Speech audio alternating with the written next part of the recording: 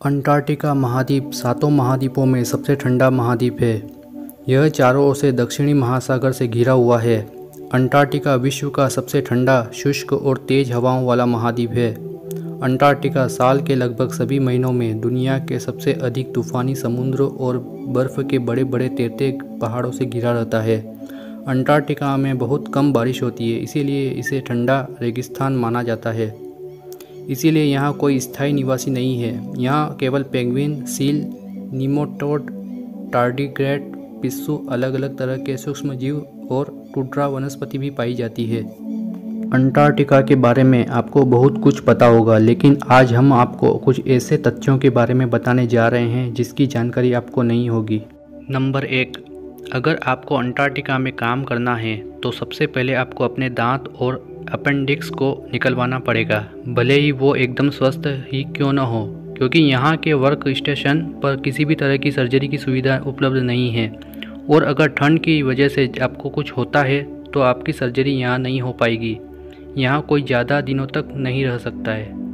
Number 2, दुनिया का सबसे शुष्क स्थान है अंटार्कटिका। इतना ही नहीं, पृथ्वी का सबसे शुष्क स्थान भी अंटार्कटिका में ही है, जिसे ड्राई वैली कहा जाता है।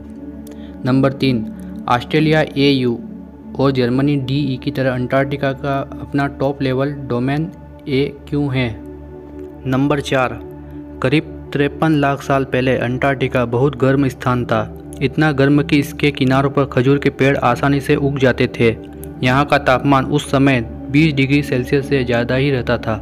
नंबर 5, मेटालिका बैंड ने सबसे पहले इस महाद्वीप पर एक कॉन्सर्ट किया था। इस बैंड ने एक साल के अंदर ही सातों महाद्वीप पर कॉन्सर्ट किए हैं।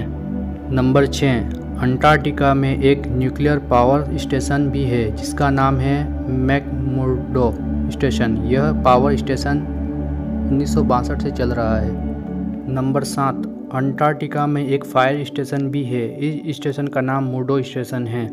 नंबर 8, बेहद ठंडा होने के बावजूद अंटार्कटिका में 1150 अलग अलग प्रजातियों के कवक फंगी पाए जाते हैं।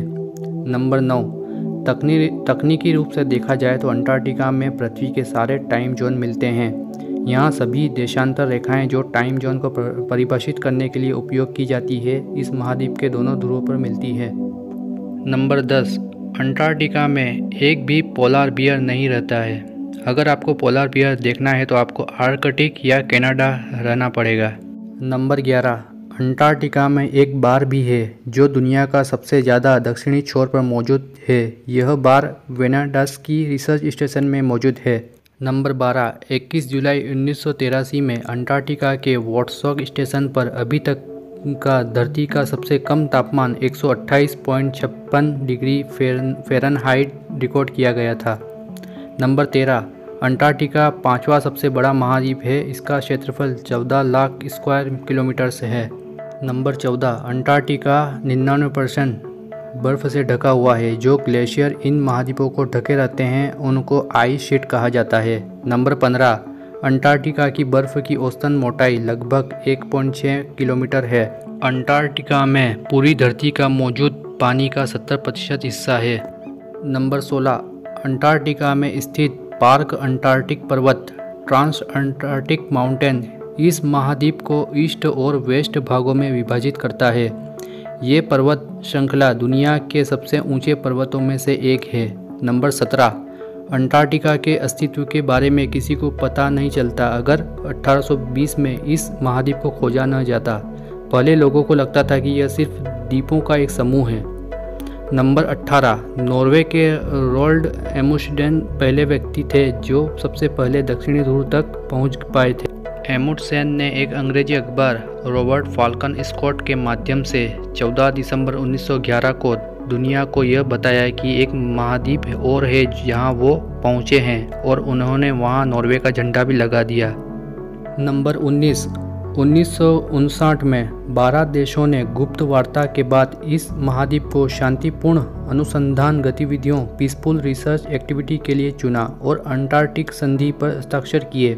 हालांकि वर्तमान में इस संधि पर 48 देश हस्ताक्षर कर चुके हैं। नंबर 20, जनवरी 1979 में एमिल मार्को पाल्मा दुनिया के सबसे आखिरी दक्षिणी छोर पर जन्म लेने वाली पहली इंसान बनी। ये अर्जेंटीना द्वारा खुद को अंटार्कटिका का हिस्सा बनाने का एक प्रयास था। अर्जेंटीना ने एक गर्भवती औरत को यहाँ इसीलिए भेजा था। तो ये थे अंटार्कटिका के बारे में कुछ फैक्ट।